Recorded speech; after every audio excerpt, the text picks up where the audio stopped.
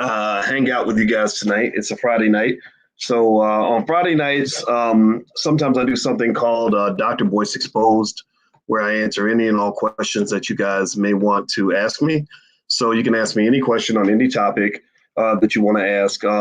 Now, my Instagram, it looks like it's telling me that my connection is not that strong. So hopefully that's not going to cause a connection issue. I hope you guys can hear me. Give me a yes in the comments if you're able to hear me okay. Looks like we might have some Wi-Fi challenges here. I hope not. What's going on, everybody? How you doing? B1. Yep, that's right. That's right. All right, so let me see here. Can you guys hear me okay? Am I coming through okay? Because I'm looking, it looks like my Wi-Fi connection is not super strong, so I'm kind of concerned about that. Am I freezing? Okay, shit. If I'm freezing, then that's an issue, right? So yeah, so if you ask any question, I will answer any question on any topic, and I'll put your question on the screen. And those of you who can't hear me on Instagram, go to drboycetv.com. I'm gonna put this on the screen so you guys, because it looks like my Instagram isn't coming through. I don't know why.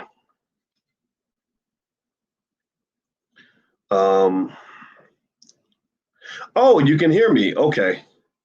All right. So what I'm gonna do is put this on. I'm gonna pin this just in case we need it. So yeah. So if it goes out again, just go to drboycetv.com. You can hear me. All right. What's going on, Max? What's happening, everybody? Now somebody says, can I send you some free merch? Yeah. There's an email address, producer@flynubianmedia.com. That's my manager, Taryn. You can send her information to her over that way. Let's see. I have a question as an educator. What do you think is the most important thing I should teach my students to be successful in the future? I think that Black kids could benefit best from a class on life. A lot of our kids maybe went to school and graduated, but they don't know how to succeed in life. I don't understand why you would need to know, the periodic table if you don't know how to, do basic stuff like cook or clean or how to, I don't know, open a bank account or, get a job or start a business, right? I think those things should be taught after you learn the basics and the essentials. So I would say if I were designing a curriculum, which I actually am, at some point I'm going to build a school, like a physical school. We have the Black Business School. We have 145,000 students now. But if I were to build a physical school for kids, I would include reading, writing, math, so that you can consume information, communicate information, do mathematical calculations so you won't get ripped off. Black history, so you know where you come from. I would have them learn stocks, bonds, and real estate, or stocks, real estate, and how to start a business, and then also something on critical thinking skill. Most of our kids don't know how to think, and that's why they get played, on a regular basis. Do you trust Bitcoin or just stick to common stocks? I do trust Bitcoin, but I think Bitcoin, last time I checked, was having a few problems. So Bitcoin may be, it's risky. It's risky, man. Just be really careful. What are the best cities for Black entrepreneurs and Black creators to move to and build community? I hear Detroit has some really good stuff going on. I love what's going on in Detroit.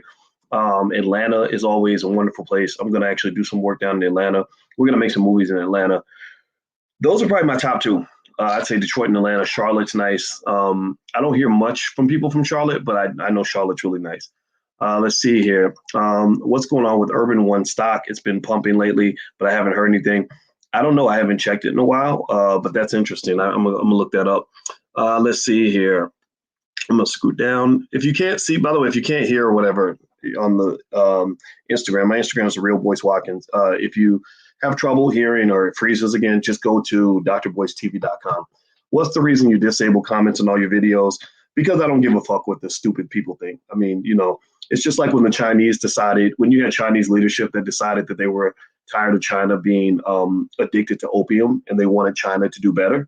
Well, they had two enemies. The first enemy was the British, who were making money selling opium to the Chinese. And so you had to fight the drug dealers, but then you got to fight the drug addicts. So basically, there were people that were mad, and the leaders said, "I don't give a fuck what you think." So that's where I am. I'm at a point where I just don't care. Like, I don't really. If you don't have something thoughtful to say, and you're not trying to be respectful and decent in the way you communicate, then I don't want to hear from you. I mean, fuck you. Go somewhere else. Seriously. Let's see here. I'm not here for everybody. Like, I'm not a kumbaya type of guy. You should know that by now. I'm a warrior. That's why I carry on my necklace. I have a lion on my necklace. And I went to see a psychic one time, and the psychic said, it's so funny because I had my necklace on and it was under my shirt. She couldn't even see it. And the lady said, "You have the heart of a lion. you're a fighter like a lion. You should keep fighting like a lion. And I pulled this out.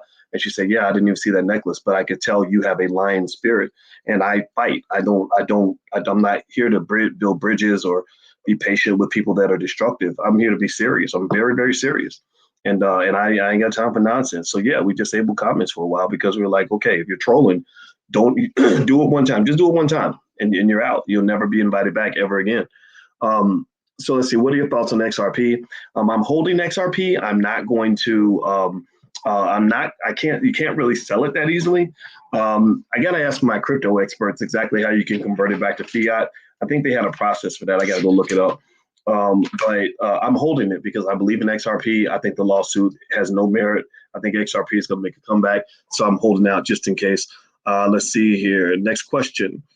Critical thinking, super important. Absolutely. What are your thoughts about Forex? I like Forex. I'm actually going to do a Forex masterclass and get some experts in to the Black Business School. Right now, we're doing a crypto masterclass every Tuesday night. You can go to cryptoinvestingmasterclass.com if you're interested.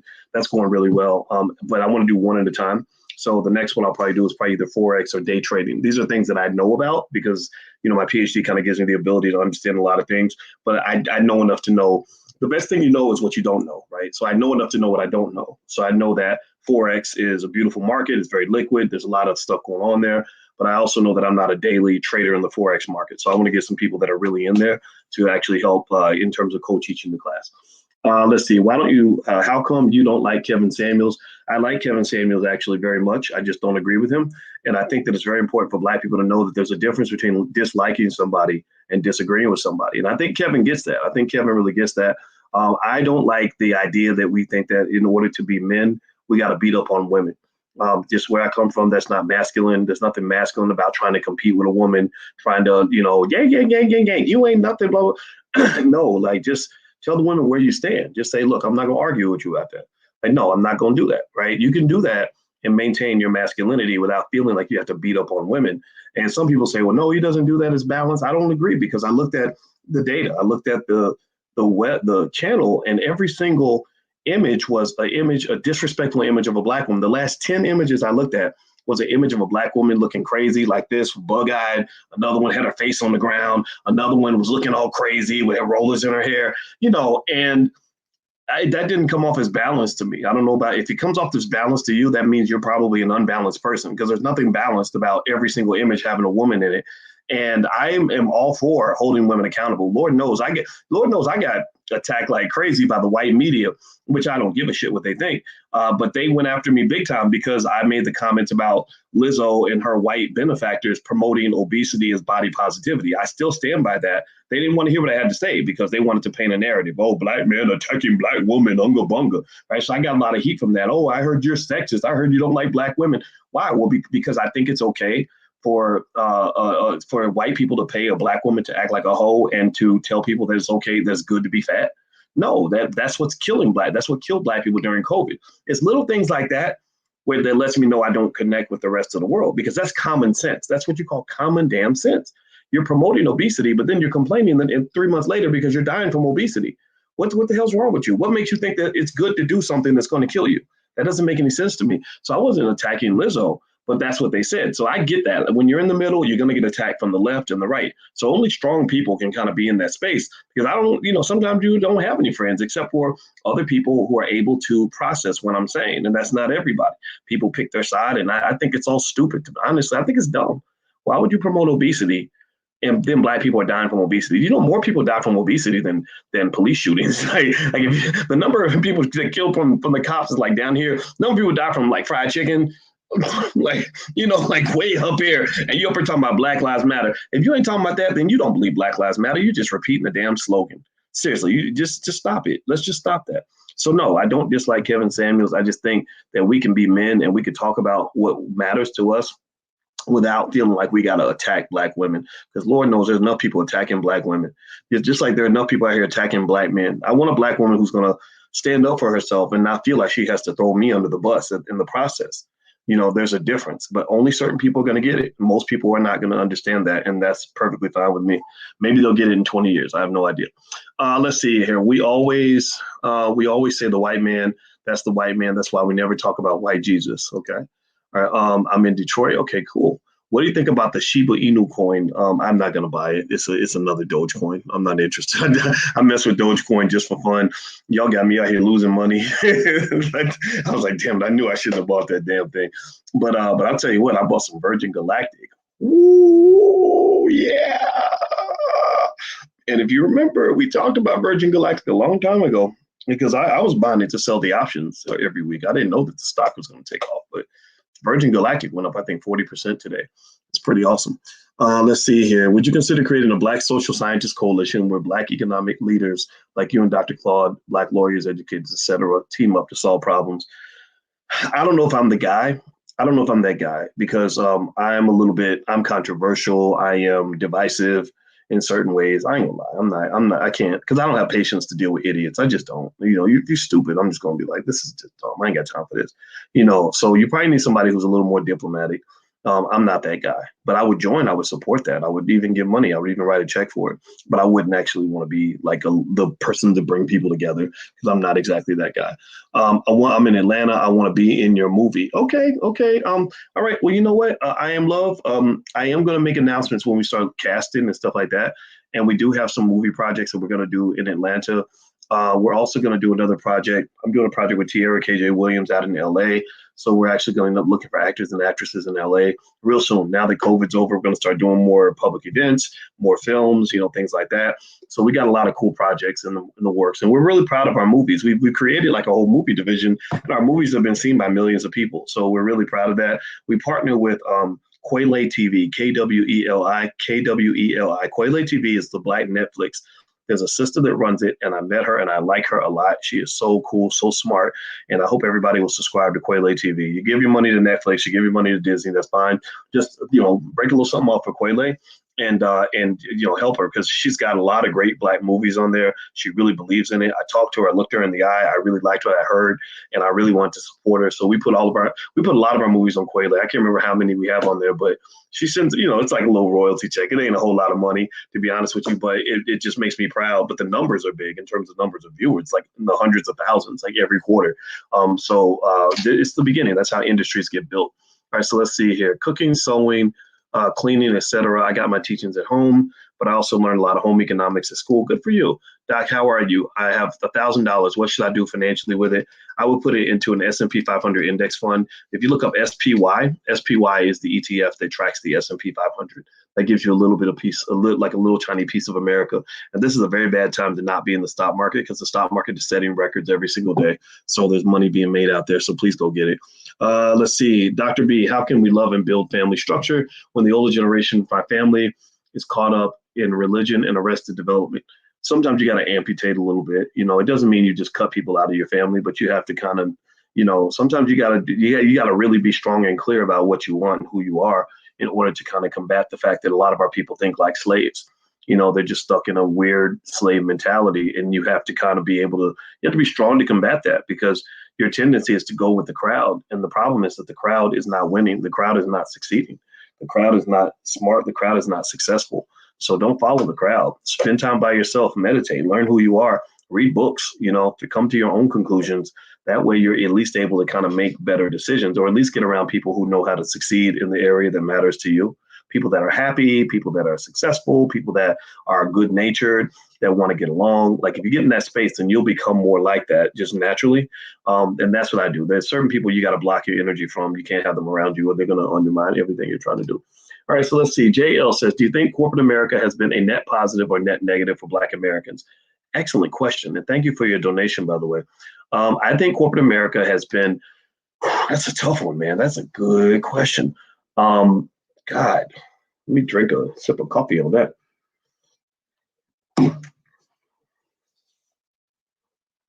I'm going to go ahead and say a net positive because I know people that have jobs and they're glad they have their jobs, right? So I wouldn't say that it's a complete negative. But it's one of those things where, they pay you $1 and they make $10. So some call that exploitation. I think that's kind of a harsh way to describe it, because if somebody offers me a job and I need a job and all I've been trained to do is search for a job, then, you're doing me a favor. I'm happy to have that job. That's the controversy that came up when Nike was in trouble for, buying soccer balls from these people in India that were hiring kids and paying them like, 50 cents a day or whatever. They went in and they said, we're shutting all this down because this is exploitation. But then a lot of those families got mad because they were like, we need those jobs. Like, those jobs are important for us. Now, obviously, the best answer is to force them to pay more money, but which I guess they didn't put that on the table. But, that's one of those things where, if I need money and all I want is a job and you give me a job, have you really exploited me by not teaching me that I could be making 10 times more money by running the business or by investing for myself?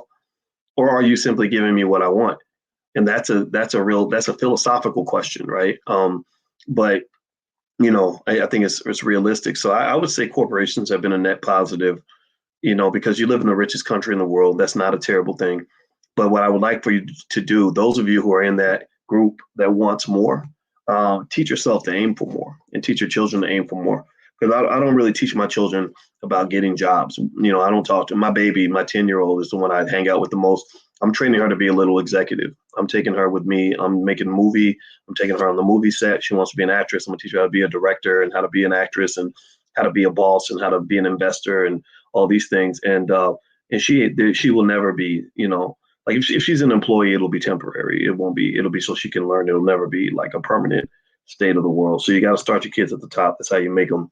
That's how you prepare them for greatness.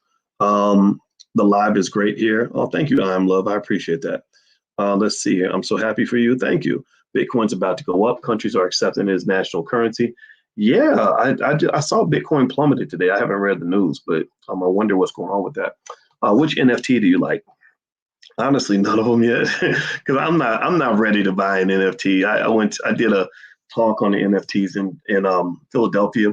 There's a rapper named Jay Morrison who runs an art gallery. He's a really smart young guy. He's a great entrepreneur, great artist, great, everything. He runs art from the heart.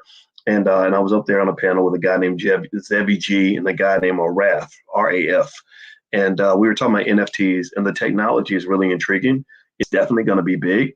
A ton of money is going to be made, but it's still so sketchy. And also, a lot of NFT transactions are money laundering, honestly. Like, let's just keep it 100. I'm not saying that all of it is, but a lot of it is. Because why would somebody pay, $30,000 for a digital image that's not even a good picture? Like, and like, what are you going to use that for exactly? Now, don't get me wrong. I understand art is funny like that, but there's something fishy weird about that. But on the brighter side, NFTs are intriguing enough.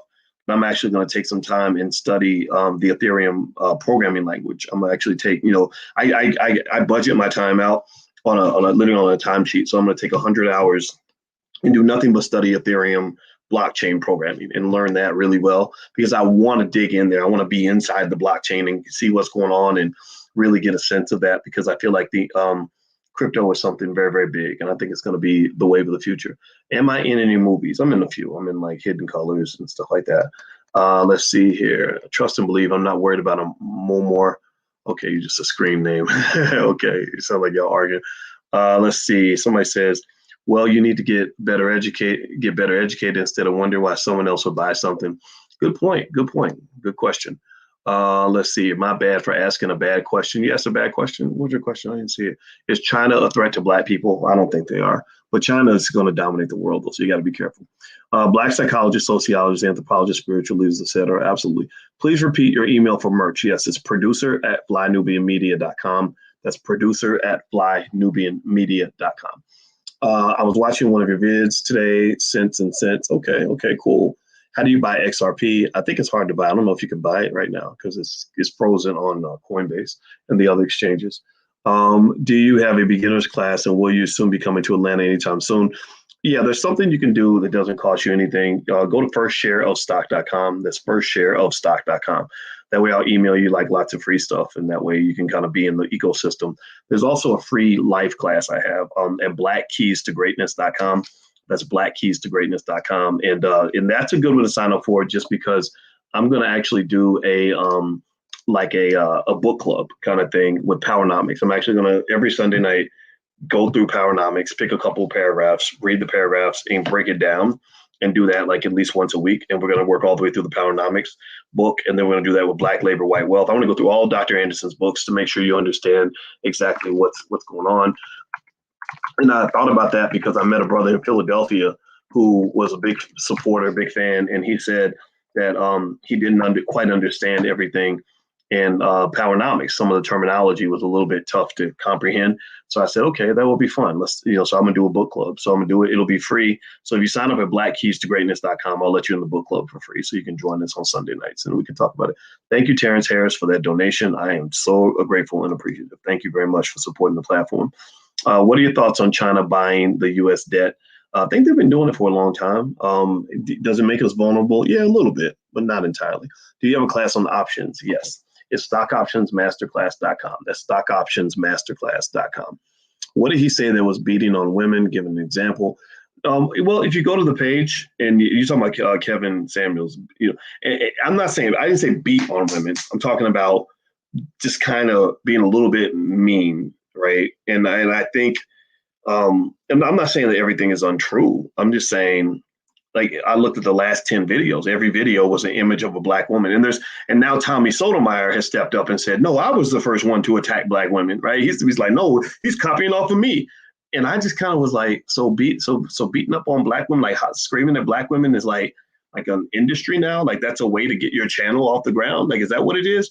And it's fine. Like if you want to beat up on some, beat up on me. Like there's so many people that are building great YouTube channels just talking about me and talking about Alicia. And thank God she does not give a fuck. Cause I was like, babe, do you know that there's like people that have gotten 1 million views just by making shit up about our relationship? And she's like, really? That's so cool. So yeah, there are people. So beat up on a guy, beat up on me. I'm a man. Like that makes more sense. Fight a man. I don't care. But Black women, like, stop it. Some of these women are sad. Some of these women are good people who haven't done anything wrong.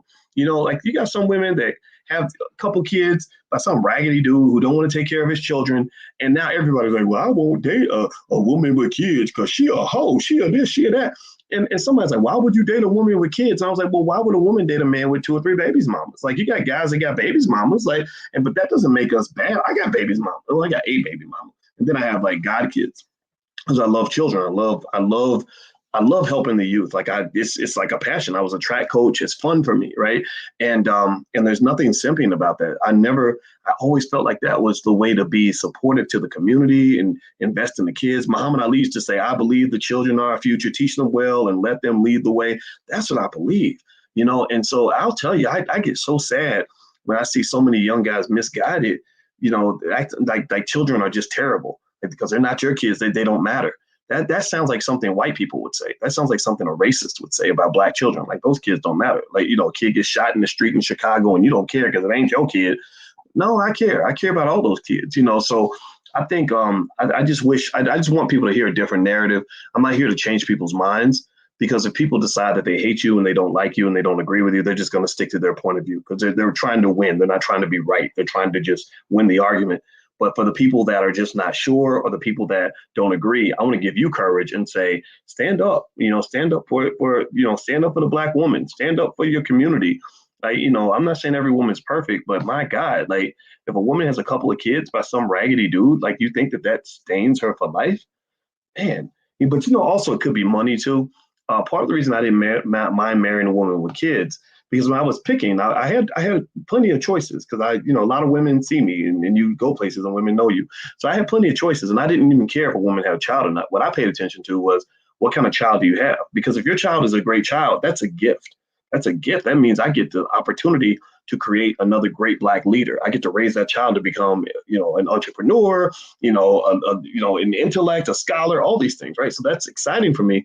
Now, if your child is a problem, then that's another issue. Or if his father is a terrible person, then that's some stuff I wouldn't want to deal with.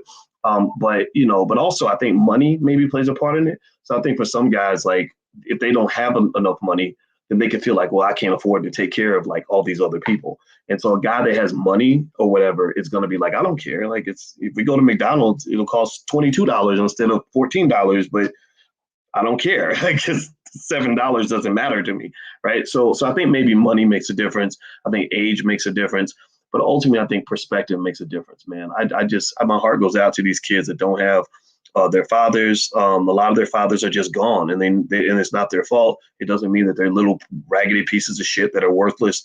They're good people and they deserve love too. And maybe I'm sensitive to it because I was one of those kids. Like, I did not. It wasn't my fault. My father wasn't there. My mother didn't do anything. Like, my father was a drug addict. My father was incarcerated. My father was gone. He abandoned all three of us, me and my sister and my brother, and all of them have scars from that. I just got lucky because I had a man that stepped up and took care of me. But a lot of kids don't get that. So I just kind of think it's like a little bit weird, and I hope nobody feeds into that stuff. I just it's sad to me. So no, just in case you're wondering, like, if I pay, do I care about the simp talk and all that? No, I don't, because this is coming from like young guys a lot of times, and I mean, only a simp gets caught up in calling people simps and all that. Sounds like Gucci. I don't like Kevin Samuels. He double dutched with the girls as a kid. No comment. No comment. I didn't see the explanation about the man in the bed. I have no idea, but I don't care about that. But I did see what really made me wonder, honestly, was when Vicky Dillard showed the high school picture and read the little bio. He likes dancing, clothes, and meeting people. That was a little bit weird. I'm not gonna lie, that was a little weird to me. Like, I didn't say things like that in high school. I went to high school after he probably went to high school in the 80s and the 90s, and and I didn't say those things. I didn't say I like dancing, clothes, and meeting people. I said I like football, I like track, and I like girls, like stuff like that. I didn't say dancing, clothes, and meeting people. That's kind of okay, all right. Anyway, let me keep going. Let me just stop because I know people are gonna make a lot out of it, or whatever. Sometimes I forget that people know who I am, and sometimes I'll say stuff and I'll be like, "Oh, they did a whole video about that." How much do I weigh now? I'm getting a little fatter, and I actually decided I'm getting muscular though. Like, I've been, doing some like, stuff with my arms and all that, but I'm getting a little bigger around the waist. So I'm going to start running longer races. So Alicia's going to have me running some half marathons and stuff like that. So I'm going to do some of that. Let's see, why does reparations seem impossible when in fact it's easily possible? It's not impossible. It's just that white people make it impossible if they don't want to do it. That's all it is. They just don't want to do it. Lizzo needs to lose weight. Yeah, well, I don't really care if Lizzo loses weight or not. That's her decision. I just don't want people mistaking obesity with being healthy. Like, that's the key. And I think also, I feel like they make Lizzo into a minstrel show, and she reflects, the very worst that Black women can represent. Like, she's kind of, you see her, she got the liquor bottle. She's being kind of a hoe, I'm a sucker man's blank on TikTok. And I kind of feel like Black women, I know a lot of Black women who are offended that you can't get opportunities in the music industry unless you behave that way, unless you behave like a big fat drunken hoe, who, is twerking while you play the flute and talking about how being obese is a good thing. Like, it makes you a clown. The minstrel show is very real. There's a history to minstrel shows, and Black people need to understand that history to understand that they want you to be kind of a joke. They like for you to be a clown, and a lot of our people are addicted to that clown behavior. Like, we think that if somebody calls it out, that they're hating, or like, oh, you just blah blah, you uppity. No, I just don't want to be a motherfucking clown. Like, I'm a man. I'm a king. I'm not you. If you're the clown, you can't be the king. The king and the clown can't be the same person. It's like when Will Smith said, he said, I like what Will said. Will said, you can either be sexy or you can be funny. You can't be sexy and funny at the same time. So he makes a choice. He said, I'm either going to go into a situation and be the sexy guy or go in and be the funny guy. I can't be both, right? And it's the same way. You can either be the king or you can be the clown. I don't want to be the clown. We got enough clowns. Clowning is a $1 trillion industry in the Black community. If you ever want to make a lot of money, go be a clown for the white man. He will gladly pay you all kinds of money in order to do that, and give you plenty of butter biscuits to do that. Congratulations on your awesome Black love. Thank you, Sharice, and thank you for your donation, and God bless you. I appreciate you very, very much.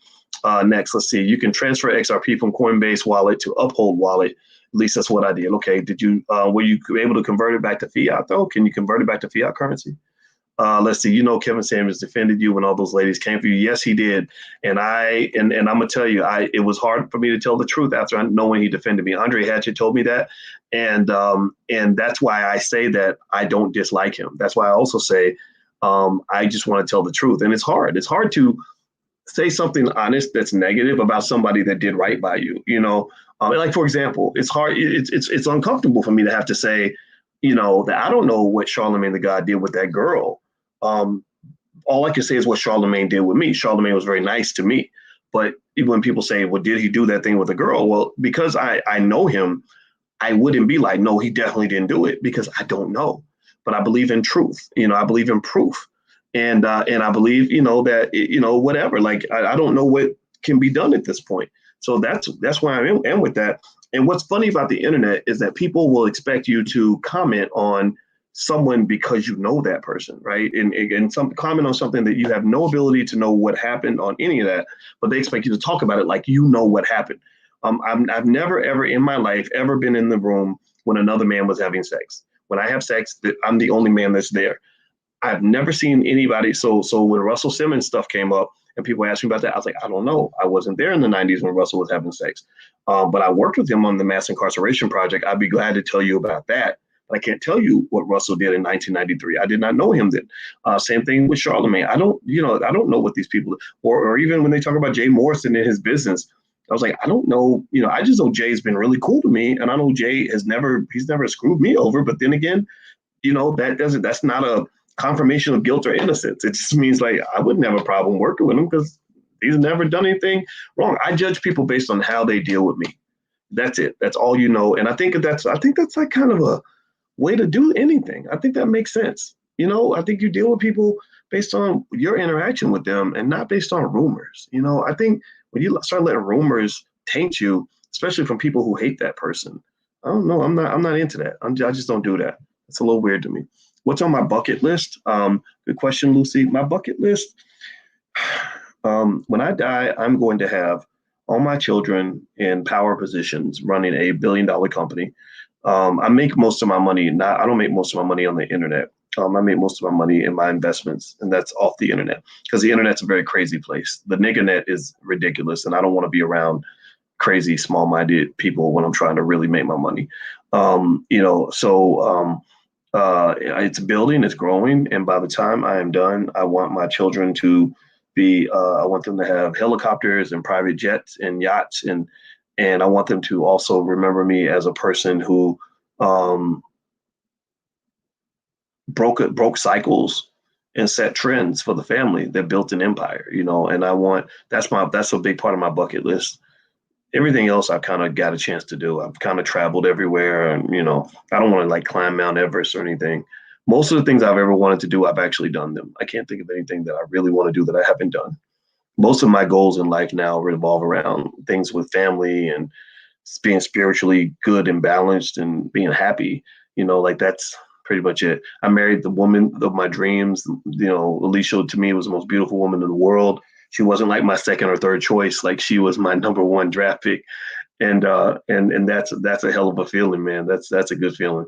All right. So anyway, let me keep going. All right. So let's see here. Somebody says you have to actually watch Kevin Samuels. You're right. I should probably watch it a little bit more because I'll admit I don't watch as many YouTube videos as some people do. I don't even watch the videos that are about me. I literally don't recall a single video I've ever watched about me, to be honest with you. I just don't, good or bad. People, when you do stuff that has impact, people are going to talk about you, and I accept that. There was a whole bunch of rock musicians that had something to say about Cardi B and Megan Thee Stallion concert. They said it looked like porn. Yeah, probably because it does, and that's just what it is. Yeah, so there you go. Kevin is an agent. Lizzo has an industry assignment, and she's miserable. Yeah, I think Lizzo's very miserable. I will put her on suicide watch because that poor girl. I think the reason she lashed out at me when I said that thing about the obesity thing is because she herself is probably conflicted. Like I think that she lashed out because she also feels like this isn't good. That's why you got to be careful about trying to get white people to like you. We dream about mainstream acceptance and all that. I brainwashed myself to not even want mainstream acceptance anymore. I used to do that. I used to want to try to get on CNN and try to get a show and all that. And then I realized I convinced myself I'm good enough. Like I'm good enough. No, let them come to me. Let them come to me.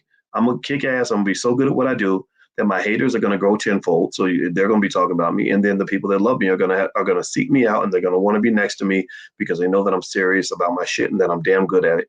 And I can swear to you on a stack of Bibles, every famous person I've ever interacted with that I can think of reached out to me. They sought me out.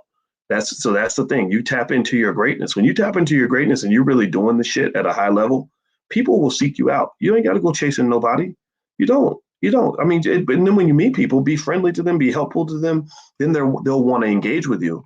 But don't be out here chasing other people. Ain't nobody better than you. Seriously. And so I never believed any of these people were better than me. It's like, no, I'm Boyce Watkins shit. Ain't never been another motherfucker like me. I'm gonna go in here and do this shit like nobody's ever done it.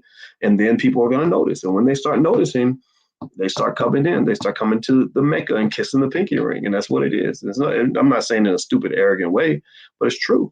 Like you just do your best, and and everything else takes care of itself. I really believe that. Those in the middle of the road get hit from both directions. Yes, they do. Yes, they do. So you got to be strong to be in the middle of the road. Let's see. So JJ says Simp Watkins. Okay, so JJ looks like a hater.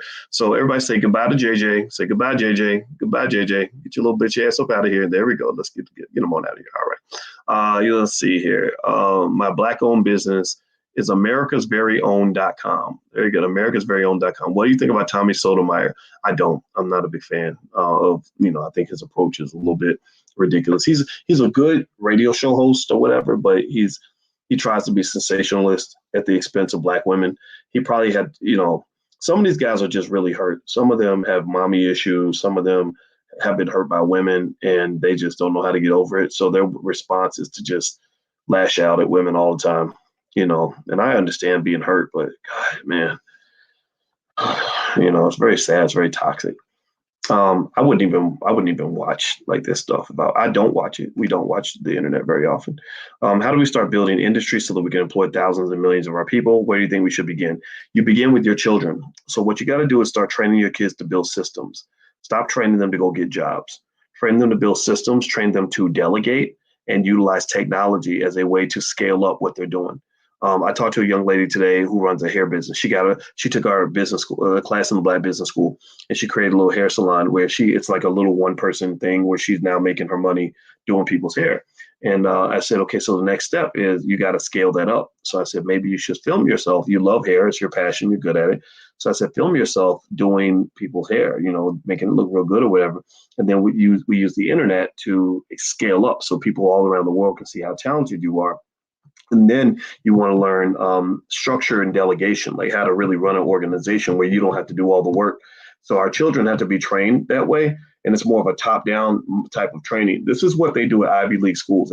At state universities, they teach you how to be a good employee. At Ivy League schools, they teach you how to be the boss. They teach you how to be the high-level management where you're managing people. You're not just a worker bee. So don't train your kids to be worker bees. Train them to be the queen bee. Let's see here. Next question. Should people take out their gains from gambling in crypto and invest in more stocks and more diversify, or should people continue to buy the dip in crypto long term?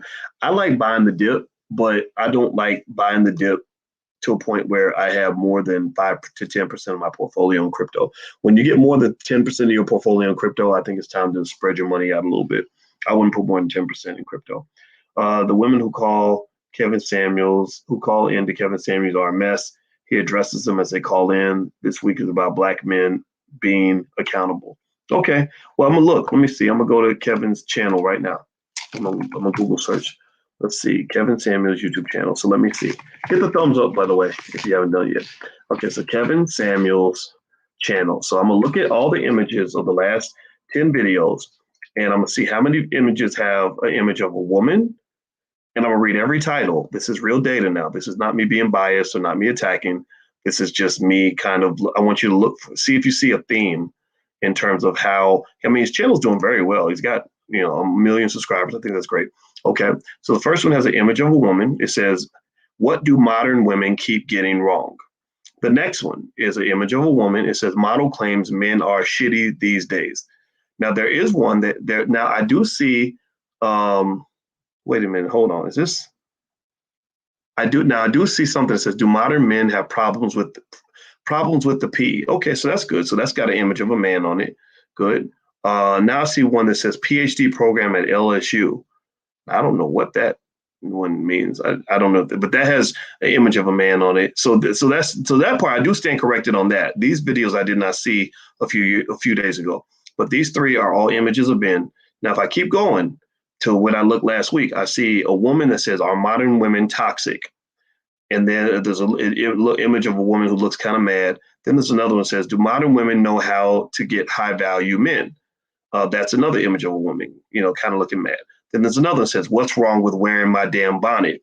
And it's got a Kevin arguing with a woman. Then there's another one that says, "Can a stray be domesticated?" And it's a woman looking like an animal, right? Like that. I don't consider that to be a respectful image. Then there's another one, single mothers, chicken and eggs. There's an image of a mother, a grandmother, and a baby, right? So that's another image of women. Then there's another one that says, "Look better than official Saweetie, but can't find a man." So that's got an image of a woman. Another one says, "Mother gets big reality check." That's an image of a woman. Another one says, "Single women keep women single." And it's like an image of a black woman doing like this, kind of looking a little bit crazy. And then there's the next one that says, "Why can't you find a man to marry?" That's another image of a woman in hair rollers.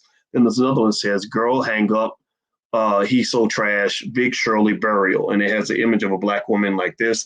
Then there's another one that says, "Alpha females and high value men." It has an image of a woman in a legal library. Then this one has, now remember, the theme that I mentioned to you guys earlier is that the videos are about women. They tend to target women, right? And then the next 4 or 5 images are women, women, women, women, right? So I'm just saying that, I think, if it's really balanced, that doesn't seem balanced to me. If all those images that I saw, this is what I saw last week. So maybe he changed it, since I mentioned that. I don't know. If he did, that's good, right? But I think the theme I pick up on is, that Kevin's smart, right? So he knows that his channel took off because he got attacked on World Star. That's an example where your haters actually become your marketing team. So their goal was to destroy Kevin, but instead they made him more popular than ever, right? So that's why I don't worry when I get a lot of haters. It's like, okay, now you're making me infamous. You're helping to whatever extent. I don't really care as much because I kind of had a brand for a while. So that stuff on internet stuff is not that important to me anymore.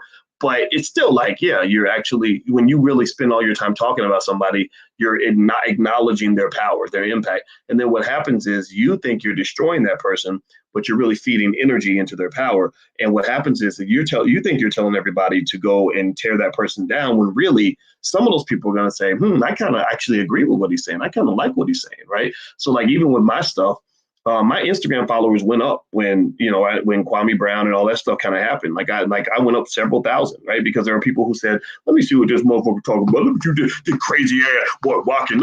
Wait, he's actually saying stuff I agree with. Wait, oh, you mean I can actually learn how to make money? This guy, he's not. This doesn't seem accurate, right? And that works out perfect. Those are the people I want.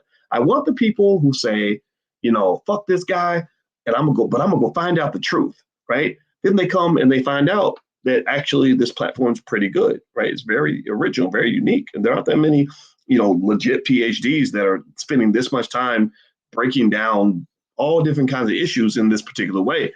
And those are the people that I actually appreciate. So, but everybody else that doesn't quite get it, those aren't my people. So everybody isn't going to be your people. That's the one thing you got to understand. Like if you're building a platform, everybody isn't going to like you.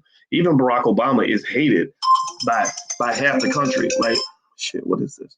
But even half the country hates Barack Obama, right? And he's damn near a billionaire and very successful, right? So you're always gonna have, when Batman rises, the Joker will naturally arise. When the Democrats rise, the Republicans rise. McDonald's rises, Burger King rises. There's always a rival. There's always a counterculture. There's always an adversary. That's just the way it is. And the bigger you get, the bigger your adversaries will become. That's life.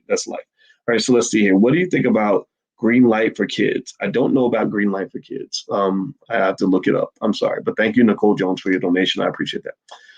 Let's see. Black Formation says, "Can I interview you sometime for my channel? I'm currently reading a Black History Reader 24. Would love for us to talk. Very active last year." Yeah, I'll put an email address in here, producer@flynubianmedia.com. I'm about to go on part of my honeymoon next week, so I may not do any interviews anytime soon. And I just don't do a lot of interviews in general, but yeah, we could talk sometime, man. We could talk sometime. I did do an interview this week though with the guys at Hip Hop Uncensored. Those are really good guys, and their channel's really, really good, and they're really smart, and I like those guys a lot. Why don't you just call in tonight and have a civil conversation with him instead of assuming? I don't think I can get Kevin on. I reached out to Kevin actually, and I asked him. I told somebody to tell him to call me. He didn't call me. I did it twice actually. He didn't want to talk to me. Same thing with Kwame Brown. I tried to talk to Kwame. Kwame didn't want to talk to me. But and that's I mean, I don't know if somebody want to talk about you, but they don't want to talk to you. I don't. That's kind of weird to me. Let's see here. I think Black women are the most disrespected and being undeserved. Sad to say, but that's how I feel. Yeah, yeah. I kind of don't like it. It doesn't sit well with me, because my mother's a Black woman. When you talk about bad about Black women, you're really talking about your own damn family. You came out of a Black woman. I don't get that. Should people take out? Okay, we already talked about that. Let me see. Next question. Um, is Cynthia G your ex? What? Who said that? No. You know what, Cynthia G? Cynthia G is a person that I shared her content. She sent me a video and said, "Hey, Dr. Boyce, can you share this video?" And I did. And I know Cynthia. I have met her one time in Seattle, and that's it. That's all I know about Cynthia G. So and she took off. I think when I shared her video, she blew up. So it's good for her. But I haven't seen a Cynthia G video in a long time. And no, she is not. She's not my type. How about that? I tend to like women that are more, they carry themselves a certain way. Let me just say that. Not that Cynthia doesn't. This is not anti-Cynthia G, so put that to the side. But, like if me and Alicia had it out, you're not going to have some expose where Alicia is trying to air me out on the internet or whatever. Like people like that are not men who, just so you know, ladies, like men who have something to lose are going to want to be with women who are a little more mature and discreet. Not bitter and toxic and crazy and all that. So shout out to the non-bitter, non-toxic, non-crazy women in the world. I appreciate you all very, very much. Let's see here. That's when we question Black American leadership. I wish I knew what you were referencing, but I do agree we should question them because they're not doing a very good job. You and your wife did a book report without reading the book first. Ooh, well, you actually have a valid point. I think, when somebody likes something, like a lot of people like, Kevin Samuels and stuff, and you have to acknowledge that and appreciate that. And I actually like the guy a lot. I just kind of feel like I kind of wish we could have a more balanced discussion. Like I would have a problem debating him and kind of saying, okay, so maybe there's a way we can talk about this without it. Like, how do we become men with this? Like, how do we do this where we say, look, this is the shit that we don't like. This is the stuff we don't tolerate. This is the stuff that bothers us.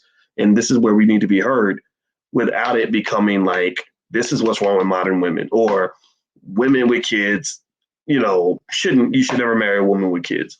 I just don't like that stuff. That doesn't sit well with me, honestly. But doesn't mean I don't like it. That's just not true. How long do you think Ethereum will drop before the rise? I don't know. I got to look at the source. I got to look at why it's dropping. But yeah, the crypto market's been getting its butt kicked. Are you a Christian? Pretty much, yeah. Not completely. I don't go to church. Let's see. I respect you. Thank you very much. Who said I respect you? I'm going to say thank you to the Sharona. Thank you. Mr. Pac-Man says stop the cap. I don't even know what the fuck that means. So get out of here with that. Infrared, where's the starting point to become financially independent? Well, I would say knowledge, like start by learning, what does financial independence look like? So that way, you know what your target is, and then figure out, like where you get your money from and how dependent you are on that source. Like you start off and you have one job with one source of income. And let's say you're a single parent with one source of income, well, you're very vulnerable because if that one source of income shuts down, you're in big trouble, especially if you're living paycheck to paycheck. So a good way to become financially independent, first of all, is just saving and investing as a habit.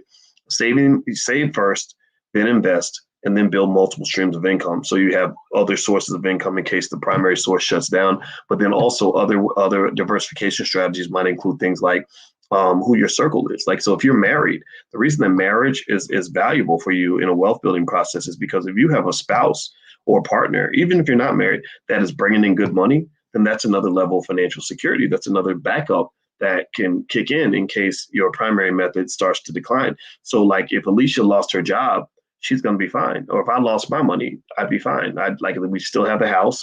But then on top of that, we have assets and we have other streams of income and we have other, things like that. So that's security. Security basically comes down to options. You've always known your whole life what it means to have options. And if you don't have options, you know that you're in very, a very risky situation. Kevin says, still got love for your boy. So I love you too, Kevin. Thank you. Ronnie's reparation says B1. Yep, B1 to you too. I took care of kids. It wasn't mine when I was married, but I'm never getting married again. Don't trust these women. Yeah, I'm sorry to hear that. Yeah, marriage is hard now because gender roles are very confusing right now. There's so much so much misinformation people get. And I've always said that I think that if you didn't grow up with a father and a mother in the house, you need to learn how to deal with that parent, that gender that you didn't get a chance to go. So what I believe not having a father can do to a woman is she doesn't know how to deal with men. Men are different from women, and if you never had a man I'm talking about every day, like waking up in the house with a man in the house every day, dealing with him all the time, all day long, is very different from like seeing your dad once a month or once every 2 weeks. That's totally different experiences. Same thing with women, or when you start with men who don't have that father, I believe you just don't know what to do. You never taught certain things that men do in certain situations. You just don't know. So you're looking for examples of manhood. So you look at your football coach, maybe you look at the guy you see on TV, because you're looking for that example and you don't know what it is. And then what's really bad is when these guys get spoiled by their mothers.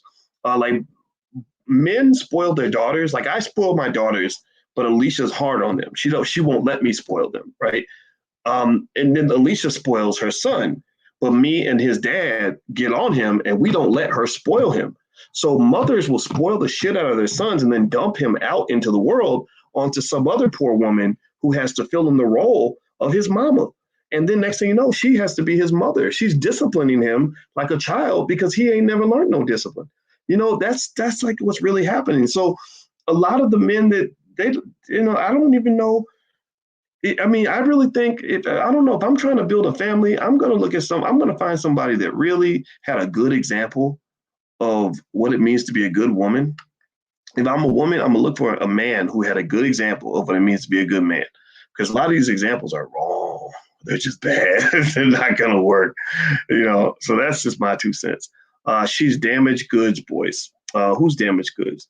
I don't know who you're referring to. Yeah, I hope you're talking about my wife. My wife ain't damaged goods. Let's see. Should people, cheap stock system? Okay, you already talked about the crypto. Okay.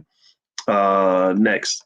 Yes, if a man has a felony that follows him his entire life. Okay.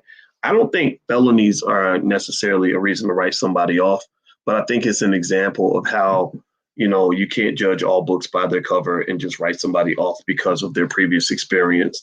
So maybe, a woman with kids could be compared to a man who has things in his past that, where he made mistakes, right? So, but I don't know if that is a perfect comparison because I don't know if I see kids as a blessing, but she's got some ridiculous baby daddy, then that's clearly a mistake. And it affects other people in her life. I just kind of think it has to be dealt with on a case-by-case basis. I think a woman with kids could beat out a woman that doesn't have children if she's just a super high-quality woman. Like if you give me 2 women that are both attractive, and I've met a lot of attractive women. It's just, I just have. And when I evaluate them, I'm very analytical. So I literally will make a whole list of all the pros and cons of a person before I choose to commit to something.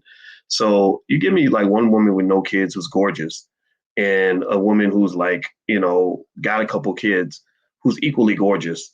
But if this woman is a much nicer person, like really nice to me and just loves my dirty draws, and this one's kind of bitchy, I'm going to pick this one, right? Or if this woman over here, if her kids are well behaved and their father is a decent person and doesn't interfere with the relationship, I'm going to pick this one. Or if this woman over here helps me make money, helps me achieve my goals, and this one doesn't support my dreams or whatever, why would you? I mean, seriously. So what I'm saying is, I'm not saying that children shouldn't be a factor. Everything should be a factor, but you can't be a single issue voter, right? A single issue voter is a person who misses all the multidimensionality that comes with making a critical choice of who you're going to commit to. It's a multidimensional process. It's like if I'm an NBA team owner, I'm not going to pick a draft pick just because he has the highest vertical leap. I'm going to look at about 50 different factors.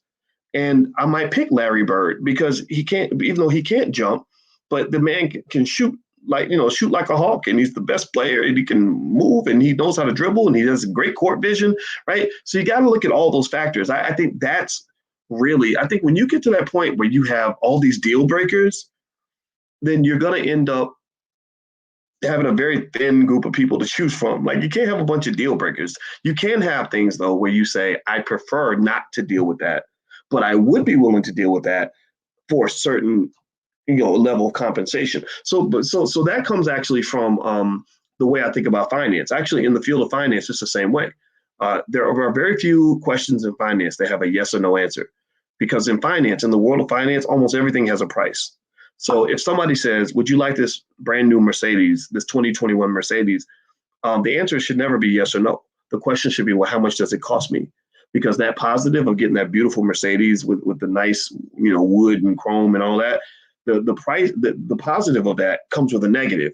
Most of the time, the positive comes with a negative, and the negative can come with a positive. And if the positive outweighs the negative, then it's a yes. If the negative outweighs the positive, then it's a no. So if you got a woman, let's say you got a woman with kids, and you consider that to be a negative, that's okay. It's okay to make that decision. But let's say she's got 50,000 positives, and she's like the woman of your dreams in every other way.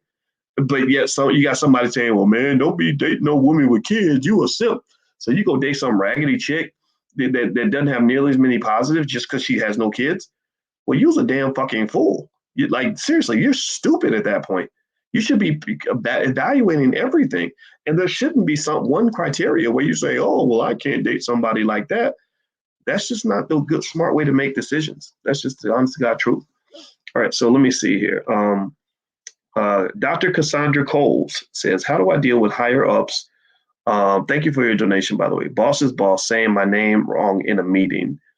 Would you correct people on the spot or later?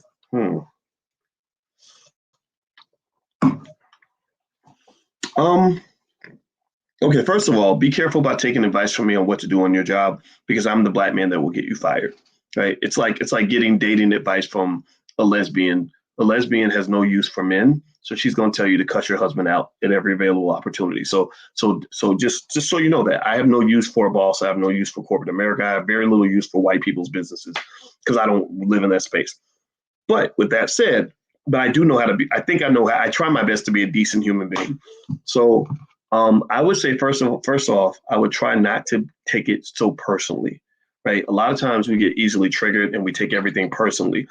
And that just is going to make you uncomfortable and maybe ruin an otherwise good situation, because I believe sometimes good people make honest mistakes, and you don't have to chop their head off for it.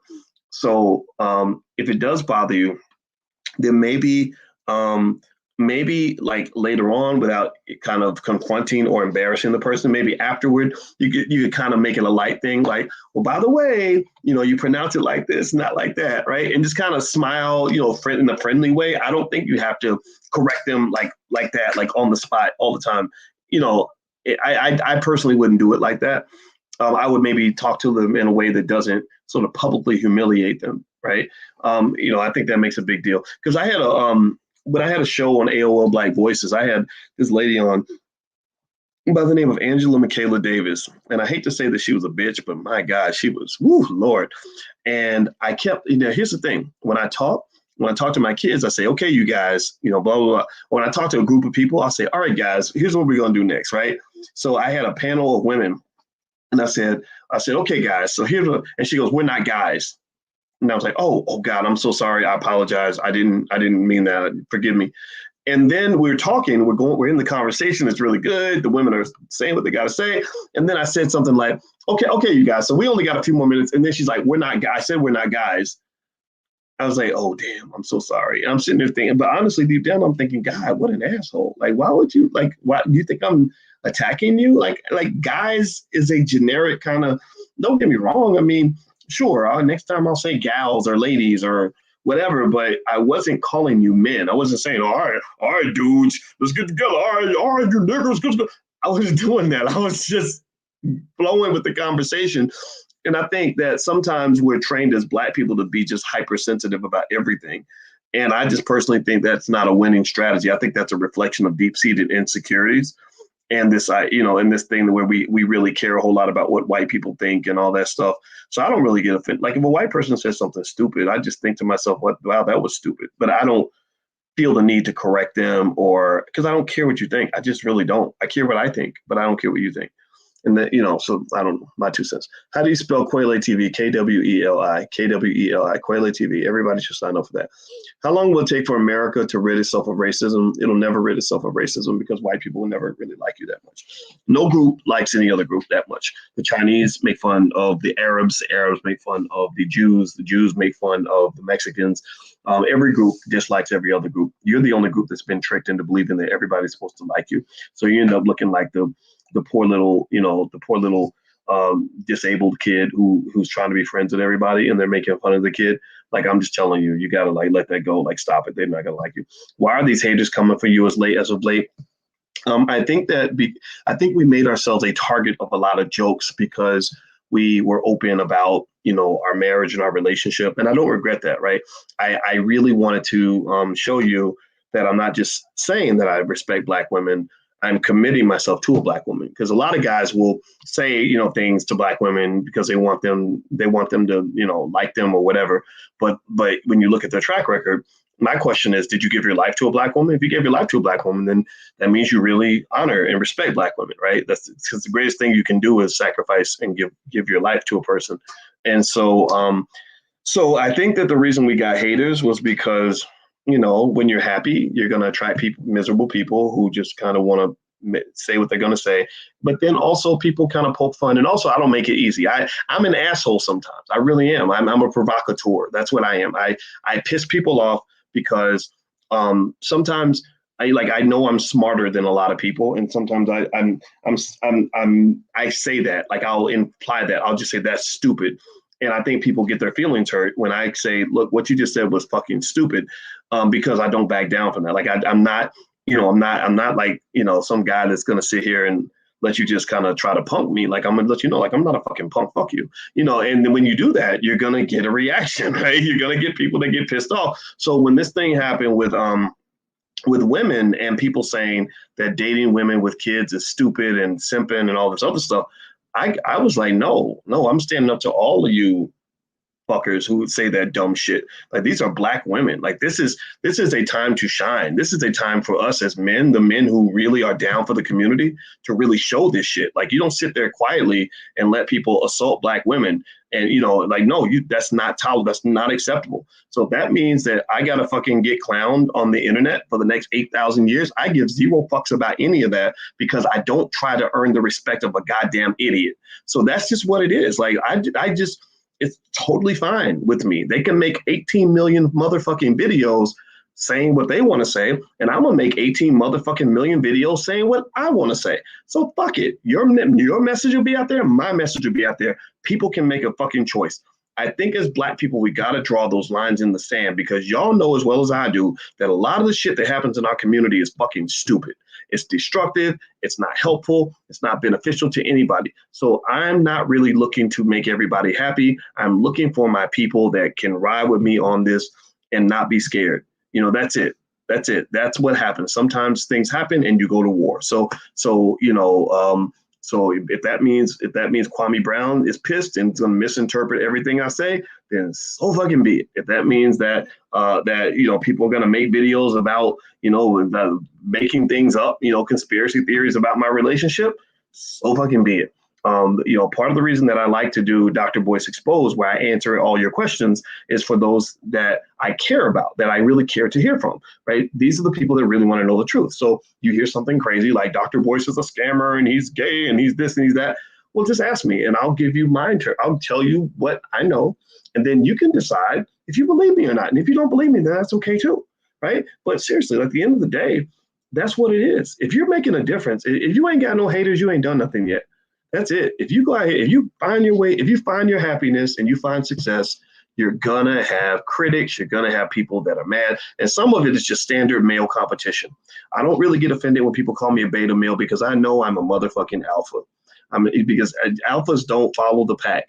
Alphas lead the goddamn pack, and I lead a pack that has millions of people in it. So I have no offense. They can say Dr. Boyce Watkins and whatever they say. They do a lot of funny stuff. It's really hilarious, and it doesn't bother me. So that's only going to make them do it more, and that's okay. I want them to do it more because this is actually like, this is really fun for me. This is something that is necessary because we got to draw lines in the sand. And I want to give you courage. If you don't agree with the bullshit out here, I encourage you to say something. You got to you can't sit there and be scared, man. Like some of these people are messed up in our community and you know it. And we're not going to move forward if everybody's sitting here trying to just quietly go along and get along with whatever the hell people are saying. No, I'm not doing that. Mm-mm. So I have no fear. I don't fear the white man and I don't fear crazy black people. Never feared either one of them. And both of them are equal enemies in my eyes. There's no difference between a destructive Negro and a Klansman. They're all in the same ilk. The only difference is that the destructive Negro is a little more toxic because you think he's your brother because he looks like you. Fuck that. No, some of these people are your enemy. They do not want you to win. They do not want the community to move forward. And we ain't got time for that. So that's where I stand. That's my 2 cents. Do you suggest getting a stockbroker? No, I think you can do everything. I wouldn't get a broker. The apps are pretty good, and I think you can make your investments on your own. There's no research to say that you really need a financial advisor per se. I have one mainly because he helps me put my assets in certain places like my retirement funds, and he helps me keep up with my net worth and all that. But I don't really need him for investing advice because I know how to pick my own stocks and stuff. Let's see here. Do you feel like you are condescending? Yes, I probably am. That's a weakness I have. It'll never go away. So I saw a meme that said, do you think I'm a sarcastic person? And it said, let's see next week on I think the fuck not, or whatever it was, right? Or do you think I care about being sarcastic? And it was like, I think the fuck not, or something. I forgot what it was, but it was really funny. So yeah, I probably do come off as condescending. I don't mean to, but sometimes it's just, people piss you off, so you just say stuff. Why do you say you never met with Sabir Bey this weekend when you were seen shaking his hand and he spoke right after you? That if I met Sabir Bey, first of all, I want to apologize. I heard Sabir Bey was supposed to come on the show with Red Pill, Blue Pill, and it didn't work out. I didn't know why. Nobody told me really why. They just said that there was a miscommunication and he wasn't there. But I don't remember meeting Sabir Bey. I swear to God. I mean, if he said his name, maybe I didn't hear it. I remember Styles P. I remember Red Pill, Blue Pill. I remember Ben X. I do not remember Sabir Bey. And if he's offended, I am so sorry. Actually, I talked to someone today and they said they're going to get Sabir Bey on, and I want him to come on, and I don't want him or anybody to think that I was deliberately trying to offend him because I don't know the guy, but I look forward to meeting him. Let's see, guard your DNA. Okay, China is using companies to get your DNA. I wouldn't be surprised for targeted weapons. You know what? I wouldn't doubt it. China is, they're pretty sneaky. Kamala Harris is embracing the single black family. Yeah, I don't think we should embrace single parenthood. That's a delicate topic, right? I think that we should say we want structured families. Like I'm telling you, you can't. It's hard to build wealth with a bunch of baby mamas and baby daddies. You can't. Wealth is a team sport. You need teammates. It's intergenerational. It's structured. It can't be done when everybody's out here scrambling. You cannot win. It's like a basketball team.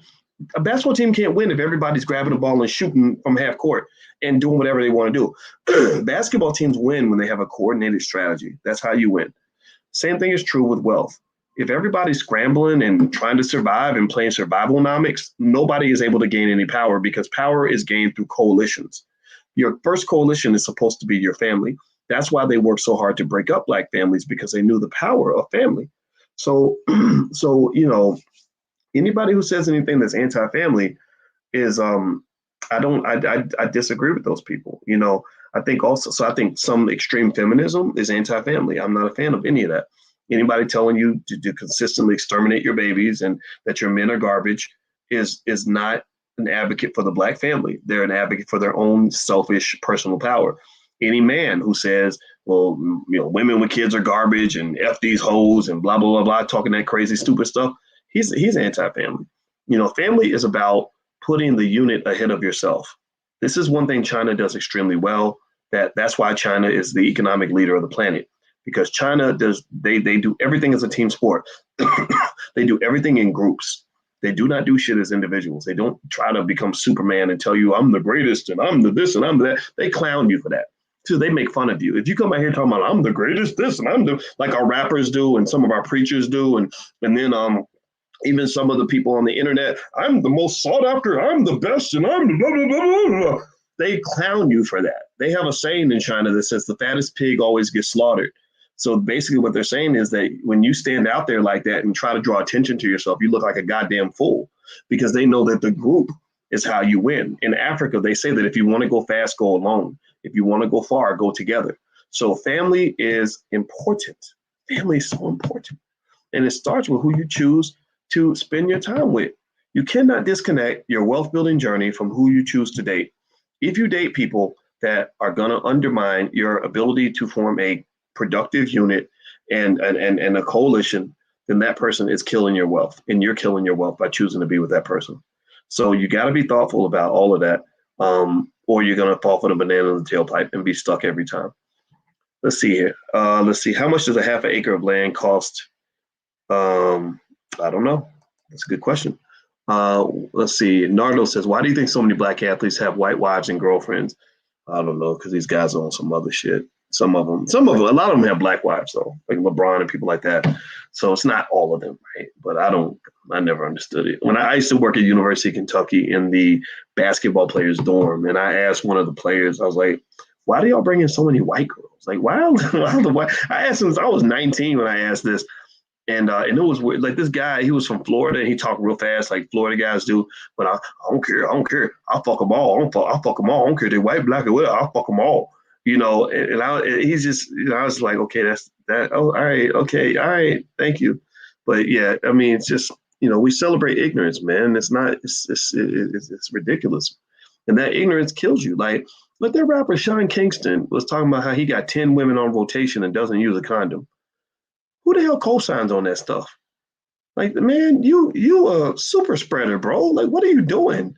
You're a super spreader. Like, what do you mean you don't wear condoms? Like, and you got 10 women in rotation? I mean, it's just, but no, I'm too logical. I'm talking over everybody's head. I'm being condescending. Whatever, man. Tommy Sotomayor has Tommy Sotomayor, a black woman, if it's getting paid a whole bunch of money to do it. He is a black woman or he has a black woman. I see Tommy Sotomayor, a black woman. Yeah, but I don't get that. Let's see. Yeah, Kevin Samuels goes out of his way to be unnecessarily rude to women who are very nice and respectful when they are talking to him. Yeah, I think that's kind of what happens on both genders, right? You have men that are mad at women and women that are mad at men, right? And they don't take it out on the people that they're really mad at. They take it out on the nice ones. So you have some woman who hates men because she dated, some terrible guys. So she gets a hold of a nice guy. And because she thinks he's too nice, she takes out all of her frustration on him. So you treat the nice guys like crap, but you respect the shitty guys because maybe you're afraid of them, right? You're afraid like he might really kill me or punch me in the face. So you're polite to the shitty guys, but you're really mean to the nice guy. You think the nice guy is weak, right? Because you mistake kindness for weakness because you never had a man that really loved you. Because, I mean, what the fuck's wrong with him? Why would he actually love somebody as worthless as you, right? So you have a self-worth issue, but you misconstrue that into this whole, like, I want a thug and he's too nice and nonsense or whatever. Like, that's just stupid. No, a man is supposed to be nice to you. Like, I'm nice to my wife. Like, I tell my wife how beautiful I think she is, but that's grown-up stuff. That's like, we're not 22 years old. So maybe when we were younger, maybe that stuff would have applied. But when you grow up, you realize like it's good when somebody's nice to you. Like you want a woman that's going to respect you. You want a man that's going to be nice to you. That's how you have a good relationship. Let's see here. Next question. Let's see. The time is now. Says for the right price, I would adopt a child. Let's see. Like his grandson, who's about to make a living in pro boxing, he's not truly Ali's grandson by DNA. Interesting. Let's see. Somebody says, Boyce, give it up, man. Nah, I don't give up. Let's see. Did y'all look at the Shade Room and see all those women getting off the airplane? They had just got a BBLS from Dominican Republic. What's a BBLS? I don't know what that is. I'm sorry. You're totally missing Kevin Samuels' message. Maybe we are. Who knows? But if you're picking a child that's easy, you're picking an easy road. picking a child. I don't know what that means. I'm sorry. My mother was vegan, didn't smoke nor drink. My father didn't want that. I'm with you. Yep. I think that's the key to his videos. The child who is struggling needs help. I agree. I wish he focused on finances, man. That's what he knows. All the other shit is not him. Well, I told you guys, I'm not a black man I'm not a finance professor who happens to be black. I'm a black man who happens to be a finance professor. So, yeah. So, but yeah, if you want to go talk about 401ks and IRAs, I'm sure there's plenty of people that'll just talk about financial stuff. And that's okay. But I told you guys that's not who I am. Talk to me. I'm so glad I found you. I wish I was following you a long time ago. You're the real deal. Well, bless you. Thank you so much. You hate your father. No, I don't hate my father. I love my father. Accept my request. Boyce, you should interview Reggie Middleton. Okay, I don't know who that is, but I'll look it up. Samuel's mannerisms do be low-key prudy. I'm not going to judge that. I don't care if a person's gay or not. But I'm not a metrosexual type guy. And also, I just really think I would be really curious to know about that high school stuff. Like the picture was a little interesting, and also they said, "What do you like to do?" He said, "I like dancing, clothes, and meeting people." He's a member of the dance team. The dance team, right? Right, and he was let's see, it was the HSS dancers and the band. And so that's not something that me and my buddies did in high school. That just wasn't what we didn't say that we like dancing, clothes, and meeting people. Why is that important? It's important not because we care who he's sleeping with. It's important because there's a difference between a heterosexual man who's critiquing women and a man who is critiquing women because he's competing with women. Because a gay man is not just critiquing women from an objective standpoint. A gay man is competing with women. He's saying women are messed up because I know what men want and they don't. And if we get these bitches out the way, then I can have the penis for myself. I'm not saying that that's him. I'm not saying that at all. I'm just saying that is worth discussing. I think it's okay to talk about that. I told you guys, on Friday nights when we do these conversations, I like to just be honest. If you want to know what I'm thinking, that's what I'm thinking. I'm thinking I'd like to just really know. I'm curious. I'm very curious. That's it. That's all. And I'm not, because it's relevant. It's relevant. It's just like when I told you guys earlier, I'm a bad person to give advice to you about how to get a promotion at your job or how to get along with your boss, because I don't need a boss. I compete with your boss, right? I'm running a company like your boss. So I'm not the guy who's going to give you good advice. I'm going to tell you to tell your boss to kiss your ass, whatever, right? That's not the best advice. You need advice from another employee who's going to tell you how to keep your job, right? So a woman, I think, is better to get advice either from a man who is attracted to women or from another woman who knows how to keep a man. She should not get advice about men from a gay guy, and she should not, and also the gay guy shouldn't be giving men advice about women, right? Because they're not interested in heterosexual relationships. So I'm not saying Kevin's in that category, though. I'm just saying that those are legitimate questions that Vicky Dillard was asking and bringing up, because I think a lot of black women are pissed off and hurt. Good black women. I'm talking about quality women, not some of these deranged extreme feminists. I'm talking about just quality women who respect us, who are feeling like, man, like, do you really have to beat up on us so much and make us feel bad? I think black women feel really terrible. A lot of them, I know good black women who are just hurt by the fact that they can't find quality men that are ready for marriage. There is a statistical disproportion of the number of marriage eligible women and the number of marriage eligible men in the black community. This was created through mass incarceration, through 20 years of extermination of the black man through the war on drugs. So what it's done is the number of women that are ready for marriage, that are doing well in their career, that are ready to settle down, that are capable of maintaining a family is here. The number of black men that can do the same thing and meet them at that mark is here. So you have, a 2-to-1, 3-to-1 type ratio. Here's what that does. Well, for men like myself who are heterosexual, who have, money and who are stable, you're getting 10 women, 20 women chasing you at one time. That was my big issue. I had a lot of women. Like Kevin said, he's beating them off with a stick. Yeah, I had to really walk away from a lot of interest from a lot of women because I would go places and there'd be 3 of us and there'd be like 40 women, right? And so it kind of puts women in this really tough circumstance because a lot of women are really committed to black men. They only are like my wife. My wife says, I can't be attracted to a man who's not black. Black men are the only ones that I've ever been interested in, and black American men in particular. So that reduces the number of options somebody like that might have. Now, my wife is a little different in the sense that she was so pretty her whole life that she had a lot of guys that were always chasing her, NBA players, NFL athletes, all that stuff. So she didn't see it the way, like, imagine an average woman who's not drop dead gorgeous or whatever. It's tough out there, and it's very sad for them, and some of them are lonely and hurt. And when you tell them, like, well, because you don't go along with what I say, you're going to die alone. I don't like that at all because you're hurting her feelings. And that poor little girl might go home and kill herself. I mean, I just think we got to do better, man. We can't do it that way. That's not right. And if you don't agree with me, then I'm sorry. I can't help you. I can't give you a better answer that's consistent with your feelings. I can only give you what I see as the facts. So that's my 2 cents. That's what I see, and that's what I believe. You'll see here. Chris says, I understand I was scarred when I lost my mom. Yeah, man, I'm sorry, brother. I'm very sorry. Well, I say to your mother, brother, I'm very sorry to hear that. Why is nobody talking about the black farmer situation? I didn't really see that, but I did see something where black farmers did get screwed. So I know if you go to the blackbosschannel.com, I believe Farmer Brown, the MC, probably talked about that. So go to theblackbosschannel.com, TAG. That's where the brothers do their thing. Jeff Licey Jr., all those guys. What's the brother's name? The Minister of Wellness, Nathaniel Jordan, is on their platform. Adrian Carter, Dr. Adrian Carter is on there. He's a really good with relationships. It's theblackbosschannel.com. So feel free to go there. A lot of smart brothers on there. Dr. Maurice Green, who's the head of the Black Doctoral Network, which is the largest organization of black PhDs in the country. He's on there a lot. So go to theblackbosschannel.com if you want to hear what men have to say.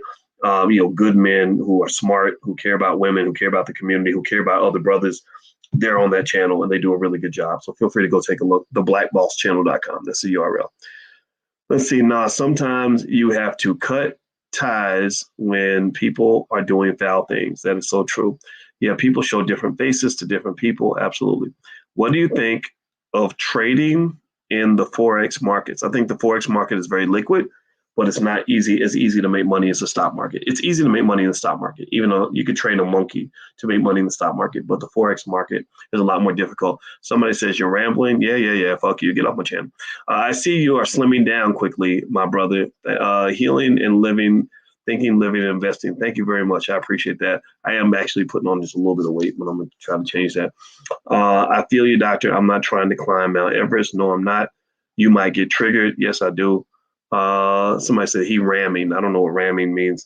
It's soft porn. I don't know what's soft porn. Let me see. I'm gonna scroll down because I'm obviously a little bit behind in the chat. Are you still investing in upcoming black startups? Yes. Just not as many as I want to, but I have invested in a few, and also black-owned schools. Alicia and I want to give money to some black-owned schools. We've given money to a few. We gave money to the X School for Boys with King Randall. Shout out to him. We gave money to the, what's that school? Freedom Home Academy International in Chicago. And there was another school I think we gave. Black Achievers in Louisville. Black Achievers in Louisville, we're going to give them a $20,000 donation for their organization because Black Achievers gave me a scholarship, but nobody else did. So, people can say what they want, but I think you should also ask them what they're doing for the community. A lot of them aren't doing anything except talking. So I don't want to just talk. I actually want to do things. Boys, talk about GE, please. I like GE. I own GE. I bought more GE this week. That's all there is to say about that. Let's see. Is the image of black men and women mostly negative? Yes, it is, especially in white mainstream media. Want to help with a school? I feel like that's important. Yes, we need more black-owned schools that are going to teach black people the right thing to do. Let's see. Kareem Ali says, throw me a wrench, Doc. I'll get rid of them haters. I would like to throw you a wrench. The problem is that we threw wrenches at people and they actually went in and were deleting comments from people that were supportive. So I have to be really careful about that. I would like to send you some detox. I sent you an email. Or I put an email in there, producer@flynubianmedia.com. So feel free to shoot an email over there. The FDMG Academy. Am I going to give money to that? I gave some money. I don't want to give any more. I made a small donation, but maybe once it's built, I'll give some more money. That index fund you recommended was that SPY ETF. Yes, that is called a spider. It's the S&P 500 ETF, and that is a way to invest all the way across the entire stock market. So you're well diversified, and you won't lose your money unless the entire stock market disappears, which it won't. It never has. Let's see here. But last, remember, she's only one person. Also, prenups are good. Yeah, prenups are very good. My wife and I signed a prenup. I think prenups are okay. And that's why. So if you're worried about losing your money, it's part of it's simple. Just get with somebody that has money of their own, and then they're going to be worried about protecting their money, and you're going to be worried about protecting yours. And then you just do a prenup, and everything's fine. So my wife and I did do a prenup because of that. She was like, I don't want your money, so. I was like, I don't want yours. So, the most you can ask for is that somebody's fair, and she's fair in that way. So I can't guarantee we're gonna, I plan to be married for good. I'm like my father. My father, is the kind of guy where, he made sure he was going to stay married, even if my mother didn't want to stay married. Like, so if my mother tried to say, I'm leaving, my father would be like, well, where are we going? I'm going with you. If you leaving, I'm going with you. Like, he wasn't letting that happen, and that type of determination is something I learned from him.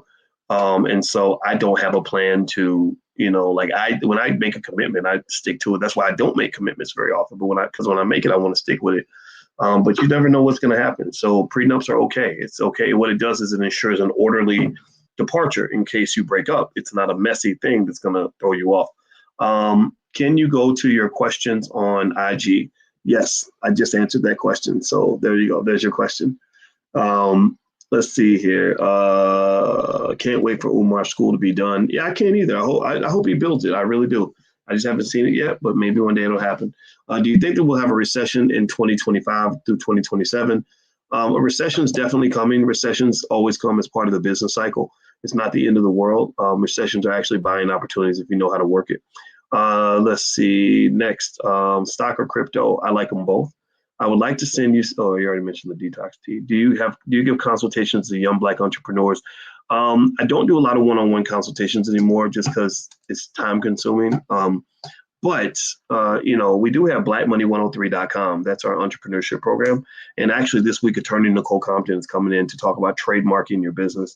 So if you're interested, go to blackmoney103.com. We have a 6-part Black Money sequence, 101 through 106.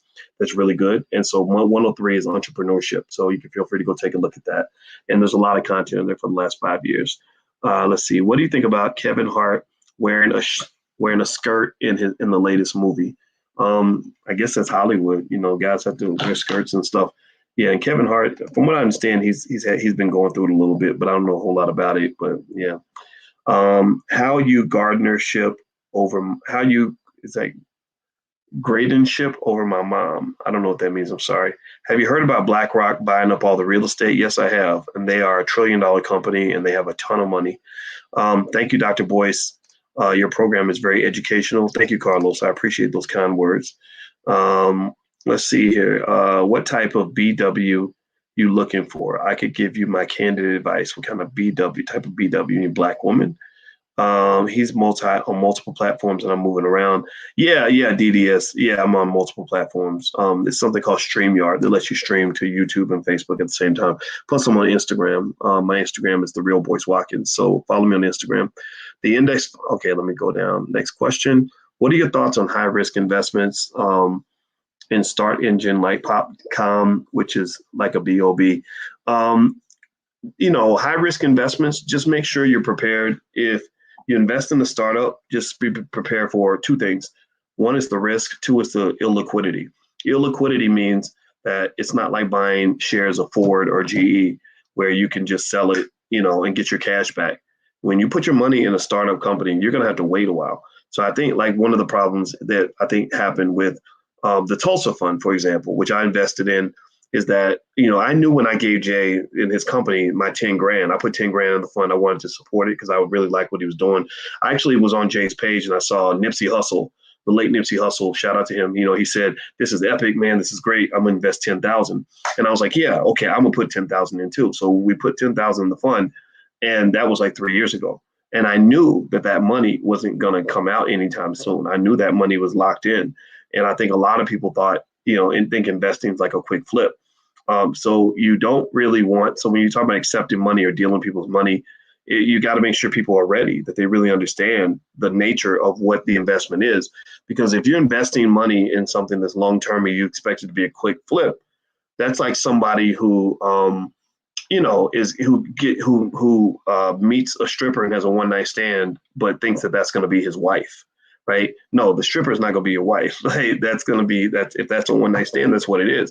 You got to just know what it is. So some investments are easy. You can buy the stock in the morning, sell it in the afternoon. Some investments, your money's going to be locked up for 3, 4, 5 years. So you got to be ready for that. Now you can make more, but it may take you a while to get the liquidity back. So you got to be really careful about that. Okay. Just make sure you know what it is. If you know what it is, then it's okay. What do you think about SPCE? You're talking about you're talking about Virgin Galactic. I love Virgin Galactic, man. I made a killing on Virgin Galactic. I owned about $40,000 worth of that stock, which turned into about 80 grand by the time I was done. Virgin Galactic, that was a great investment. I sold my shares today, and I'm mad because I sold them at 47. But I'm actually going to buy back in and sell the options because the options prices are extremely high. So Virgin Galactic. Shout out to Sir Richard Branson. Okay. BMW or Mercedes, pick one. Mercedes. If I get a car, if I decide to get a fancy sports car, I'm going to get a Benz. Let's see. Somebody says moist napkins, Boule reject. Oh, man. All right, dude. I'm going to have to block you out, man. You sound like one of the idiots. So you got to go. See you later. All right. Let's see. Next question. Can you bring on Dr. Claude to talk about how Biden has not funded Black-owned high-speed railway? Yeah, I talk to Dr. Claude once or twice a week, and he's not feeling well, but when he feels better, we will bring him back for sure. Why do you avoid speaking about real money, which is silver and gold, especially for wealth preservation in this inflationary environment? I think that's an excellent point. I talk about gold periodically, and I own gold. Okay? I own shares in the gold trust. I own some gold mining stocks. In the stock market class, I did make some recommendations of stocks you can buy that'll help, protect you from inflation. I'm not excited about gold, honestly. I think gold is a little overhyped in the sense that I feel like gold is a good way to protect your money, but it's not a great way to make money, right? So I wasn't avoiding gold. Honestly, though, gold just doesn't excite me. But then again, I don't hate it. This is gold, and my necklace is gold, So I don't hate gold. But it's just, it just doesn't get me going. I don't see this as like the big thing that's going to make you all the money. So it's nothing against gold, just, my preference. Let's see, Instagram. I can't ask a question. You can't ask a question on Instagram. I'm sorry. What do you think of Fidelity? Fidelity is a very strong company. I think their app is very good. I have no issues with Fidelity. Where do we send business proposals? Producer at flynubianmedia.com. Producer at flynubianmedia.com. What is the new bill? I have no idea. Dr. Boyce, did you pull out a BTG? You talk about Bit to Gold or whatever that company was? I did not pull out of that. I still own that. I have to go look and see how it's doing. I hope it didn't crash. Let's see. By the way, I'll put my Instagram up here, or actually go to allblackeconomics.com if you want a free e-copy of my book. It's called It Takes a Village to Raise the Bar. Let's see. Trolls get blocked. Yes, they do. Duel is in here. Duel does not play. So all trolls, everybody who's in here just ready to talk smack, say something so she can block you for life, because we need to get rid of you. We're exterminating trolls. We are killing the roaches. Let's see, Dr. Boyce, what are your thoughts on the insurance industry's impact on the Black community? Do you feel it is one of the foundations of the Black community? Yes, I think insurance is important. Everyone should know about it. The options are good. Nothing else to say about it. Especially life insurance. Everybody should have it. Health insurance and all that stuff, of course, is important. I like, even if you do something like universal and whole life policies that they have the savings and investment component, where you can kind of do I think they call it infinite banking. I'm all for that. I think insurance is a good thing to look into. Let's see. How can I get a signature for a new independent party? I don't know. I guess you got to go collect the signatures, right? John McAfee thoughts. John McAfee was a crazy drug addict, and and I'm not surprised he was in prison. I'm not surprised he died in prison. Feel bad for the poor guy, but I guess he had a crazy life. It's time for it to come to an end. Um, let's see. Can you bring Winford Perry to your platform? I don't know him, but I will Google him. I've never heard of him though. Do you believe Forex is good? A good menu to trade. It's a very good, solid, liquid market for sure. Um, let's see. Is term life better than whole life? I choose term, but I understand why people choose whole life. Whole life has more to it, but it's more costly. I take the extra money I would have spent on whole life, and I just get term because I have assets that I'm gonna pass to my kids and estate plans and all that. So I don't really need my insurance policy to do much for me in terms of wealth transfer because I don't have young children, and I have my 10-year-old. But also remember she has a dad, so he's got her. Her dad is really good with money, so she's gonna be good. Like between her two daddies, she's gonna be in great shape. And but overall, I like term because I can take the extra money and you can invest it. I like to invest my money and keep it active.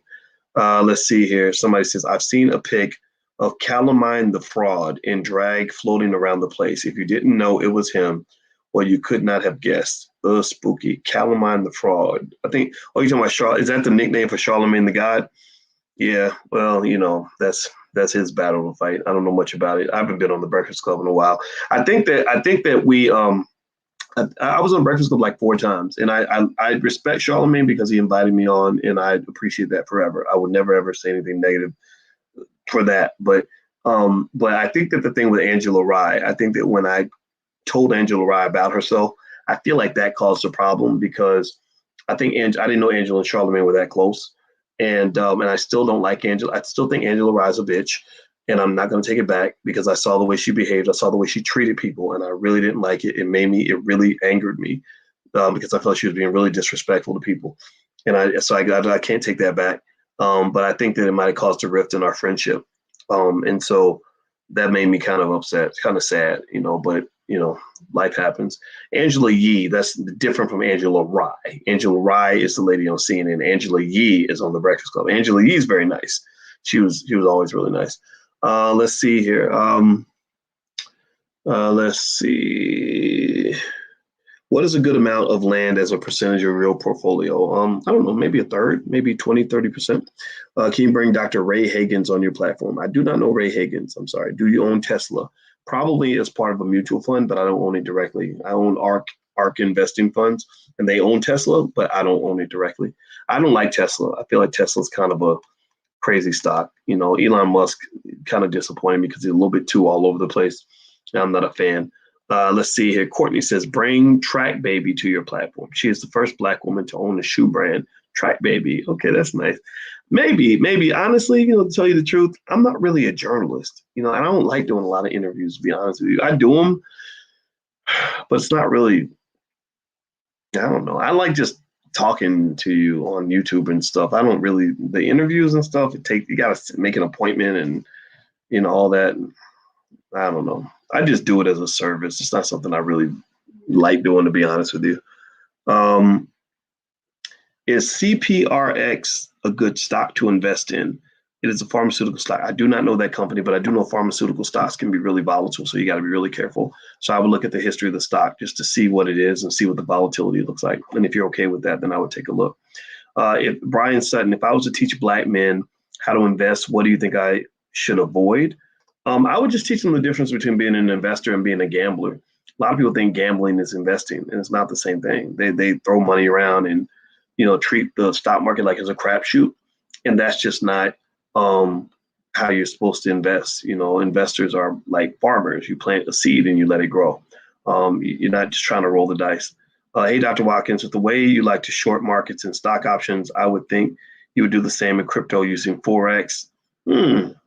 That's a thought. I don't really short, but what I do is I do sell covered call options. So that's a little bit, but that is kind of a short to some extent. It's selling the upside in advance. So I wouldn't call it as much a short because I actually take a little bit of the upside and I keep that. But I get what you're saying. I'm not exactly an evangelist for the stock. Like if you think AMC is going to the moon and you want to buy the call options and you push up the price of the options, I will sell you those options. Right. So because I don't care if AMC goes to the moon. I don't know if it will or not. I don't give a shit. I just want to get my money. and you can gamble with yours. So I've been selling covered call options on AMC stock for several weeks, and I've made a lot of money because if you notice, AMC stock hasn't gone down too far. It's just kind of hovered right in that 50-something range, and that works out perfectly for me because people that buy the call options were paying really high premiums because they expected the price to keep going up, and it hasn't. So those people have been losing a lot of money, and I have no problem taking the other side of that trade. Do you recommend the top 3 ETFs that are low enough to buy into but have potential to be lucrative? I don't know if I have a top 3 as far as ETFs. I think Kathy Wood's ETFs are pretty good because I like, but it is, I like it because I just think technology is cool, and I like the idea of being a part of something that could be really big, 10 years from now. So I wouldn't say I have a top 3 ETFs, but I think Kathy Wood stuff is good. Also on the Robinhood app, they rate the different investments and stuff like that. So that might be of help to you. At what point should we leave platforms like Stash? Are they safe? I don't know. That's yet to be tested. That's a good question. I think Stash could crash or have a problem. So I would not put all my money on one app. Let's see. For the amateur investor, is Robinhood a good spot to invest? I think Robinhood's fine. Now, my friend Ice Cube doesn't like Robinhood. He hates Robinhood. But just because we're friends doesn't mean we have to agree on everything. I think Robinhood is not terrible. They do some things that are a little bit problematic, but, the good outweighs the bad to me. But I can understand why people have issues with Robinhood for sure. Right, bro. Do you think the Fed is the reason house prices are inflated? If so, they're doing it to benefit banks. I don't know if they're doing it to benefit banks, but they are doing it to boost the economy. So what the Fed does is basically they pump the economy full of money and they reduce interest rates so that it's cheaper to borrow money. So capital's kind of everywhere. Also, the money supply is higher. So, what happens then is you create inflation. It's like, inflating. If you have a flat tire, you're pumping it up, you're trying to inflate it, but you don't want to inflate too much of the tire will bust. So the Fed has been pumping up the tire of the economy for a long time to inflate prices, which isn't always a bad thing. When prices go up, like right now, a lot of people are challenging the Fed and saying inflation is going to be too high. But the chairman, Jay Powell, shout out to him because he's saying that no, the higher prices means, there's going to be more jobs, higher wages. Black and brown people haven't benefited as much in the economy. We want to make sure everybody benefits. And I think that's fine. I think that sometimes, to create more employment, you got to deal with just a little bit of inflation as long as it doesn't get out of control. So, so the Fed is pumping up housing prices, but I don't think what they're doing is terrible. Right now, what you have is you have a really bad supply chains because COVID shut down all the supply chains for almost everything that you need. So it's really hard to get anything. So when supply is lower, prices go up. So that's what's going on right now. And that's where the big conversation's happening as far as investing goes. All right, guys, I'm about to go. I'm actually going to go on my Twitch channel and play some Call of Duty with my homeboys. If you guys want to actually go to the Twitch channel, feel free to go hang out. I'll put it on the screen so you can see it. Let me see. Where is it? Crap. Here we go. Here's my Twitch channel. It's Dr. Boyce Watkins on Twitch. So just look it up.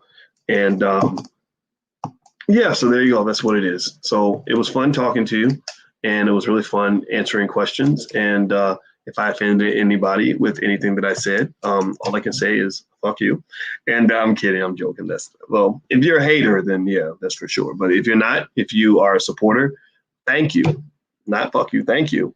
And I am glad that you guys are here, and I'm glad that I have somebody normal to talk to in the community. I think you guys are my heroes. You are champions for your families. You are doing wonderful things, and I just applaud you. And I understand. I feel your pain. We live in a world full of crazy people, and I don't want to be a part of the craziness. I want to be a part of something good. So have a good night, everybody, and I'll see you guys soon. Take care. Be good. Peace.